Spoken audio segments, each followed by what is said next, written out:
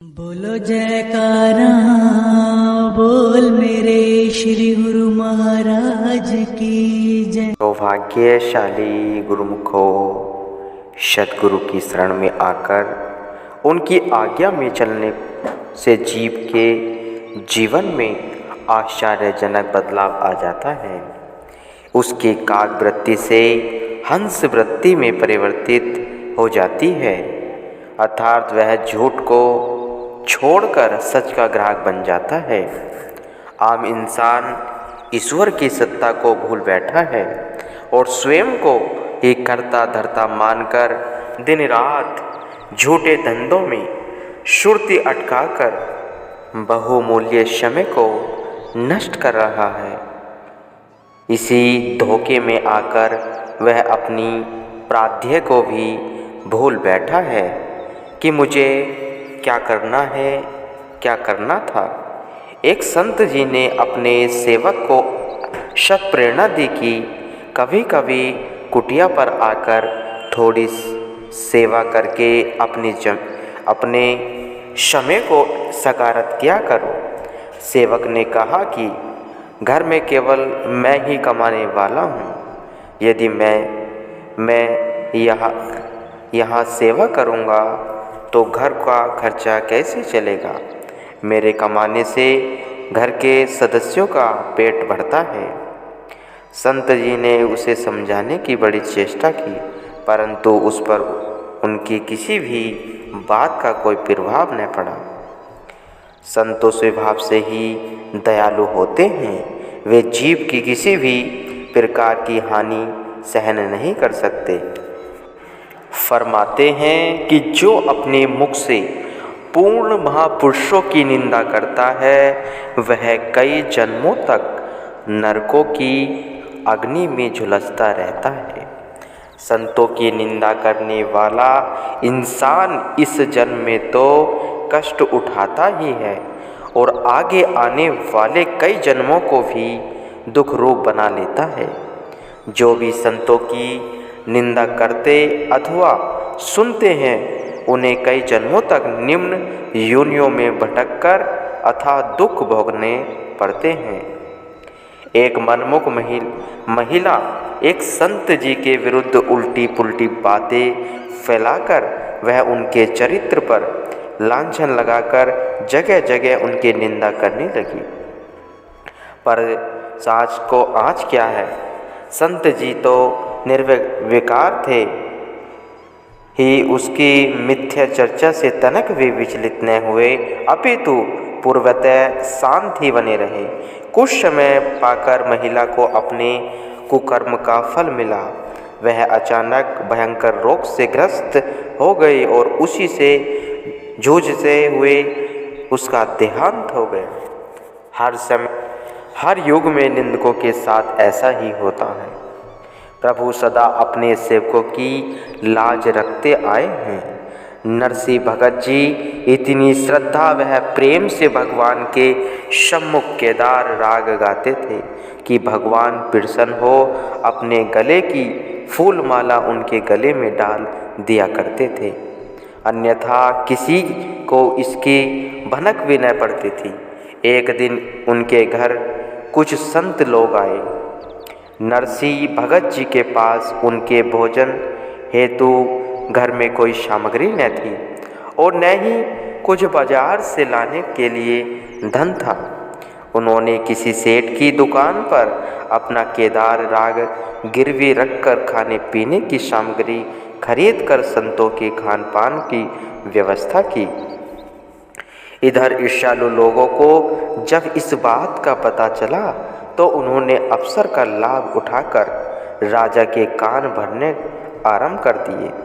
कहने लगे कि नरसिंह ढोंग करके आम प्रजा में अंधविश्वास फैलाकर उन्हें धोखा दे रहा है। राग गाते समय भगवान की कोई माला उसके गले में नहीं पड़ती। ये सब उसके अपने ही ढोंग हैं। आप उसे बुलाकर अपने सामने राग गाने को कहो। वे जानते थे कि राग गाने के लिए उसके पास कुछ ही नहीं, क्योंकि वह तो उसने गिरवी रखा हुआ था। उधर भगवान ने निराली लीला रची। जैसे ही नरसिंह भगत जी को दरबार में बुलाया गया, भगवान एक नवयुवक का रूप धारण कर उस दुकानदार के पास गए, जहाँ नरसिंह भगत जी ने अपना राग गिरवी रखा था। दुकानदार से सब हिसाब पूरा करके उन्होंने चिट्ठी लाकर नरसिंह भगत जी को दे दी। नरसिंह भगत जी ने प्रेम विभोर हो जैसे ही राग गाना प्रारंभ किया, सब क्या देखते हैं कि भगवान की माला स्वयं उतरकर उनके गले में पड़ गई। नरसिंह भगत जी के निंदकों को राजा ने कड़ी सजा दी और उन्हें इतनी उच्च अवस्था में पहुंचाया हुआ जान राजा उनके शरणागत हुआ। नरसिंह भगत जी को लेस मात्र भी अहंकार न था। वे मालिक के गुणवाद गाते हुए सदैव उनको अपने संग साथ समझते थे। फिर ऐसे भक्तों के कारज भगवान स्वयं ही संवारते हैं। श्री गुरु महाराज जी ने सिंध में एक आदमी को नाम का उपदेश दिया। उसी के ही एक पड़ोसी ने श्री गुरु महाराज जी के चरणों में आकर उल्हाना देते हुए कहा कि आपने जिस आदमी को नाम की अमूल्य दात बख्शी है, वह तो नशा करता है और मांसाहारी है। आपने उसे उपदेश देकर उचित नहीं किया।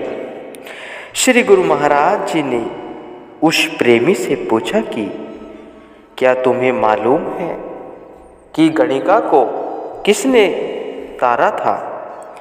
वह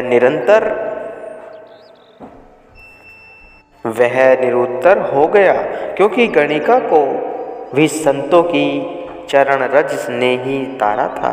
श्री गुरु महाराज जी ने फरमाया कि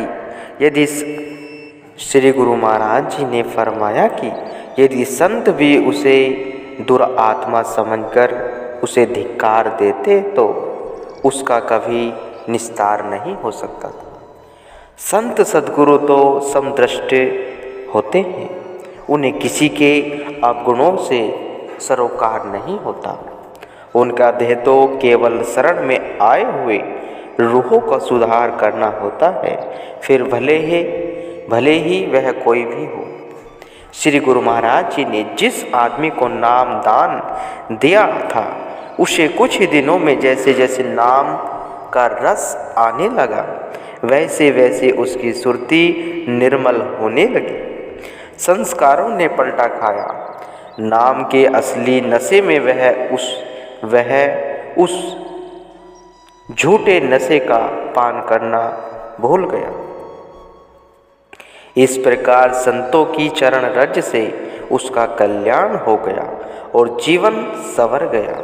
ऐसे ही एक बार एक संत जी घूमते घूमते किसी शहर में पहुँचे तो अचानक ही तेज वर्षा वह आंधी तूफान आरंभ हो गया। जाड़े के दिन थे और रात्रि का अंधकार भी बढ़ता जा रहा था। संत जी किसी आश्रम की तलाश में जैसे ही आगे बढ़े तो उन्होंने एक घर का दरवाज़ा खुला हुआ पाया। वे अंदर चले गए। वह घर एक वेश्या का था। दासियों ने उसे संत जी के आगमन की सूचना दी। कुदरत की तरफ से क्या वेश्या के भाग्य उदय होने का अवसर आ गया था।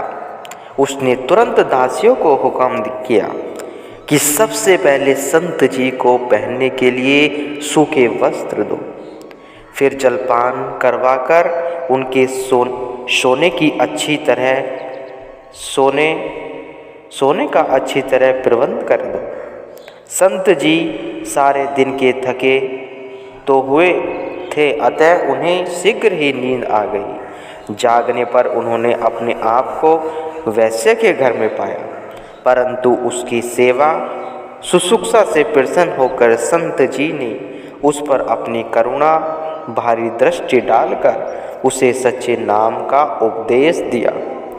नाम श्रवण करते ही उसके मन के ख्यालों में अनोखा परिवर्तन आ गया।